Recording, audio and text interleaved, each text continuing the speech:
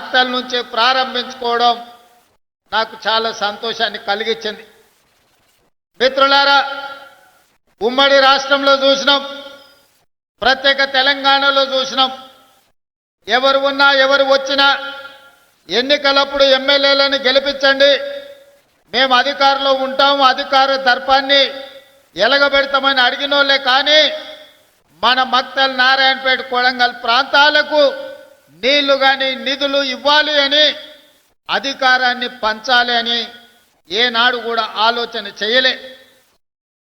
ఇవాళ 2023 డిసెంబర్ 7 తారీఖు నాడు ప్రజాప్రభుత్వం ఇందిరమ్మ పాలన అధికారాన్ని చేపట్టడానికి ఉమ్మడి పాలమూరు జిల్లా నుంచి మీరు ఆశీర్వదించి 12 మంది శాసనసభ్యులను నాకు తోడుగా అండగా నిలబడి అత్యంత సామాన్య కుటుంబాల నుంచి వచ్చిన వాళ్ళను మీరు ఎమ్మెల్యేలుగా హైదరాబాద్కు పంపించడం జరిగింది.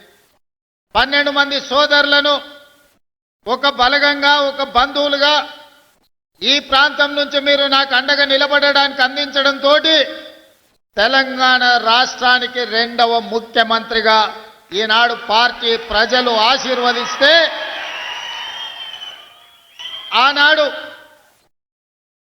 నిజాం నవాబుల నుంచి, నిజాం సర్కార్ నుంచి స్వతంత్రం వచ్చి మొట్టమొదటి హైదరాబాదు రాష్ట్రం ఏర్పడ్డప్పుడు మన పాలమూరు బిడ్డ బూరుగుల రామకృష్ణారావు గారు మొట్టమొదటి ముఖ్యమంత్రిగా బాధ్యతలు ప్లీజ్ ఛానల్ ని సబ్స్క్రైబ్ చేయండి.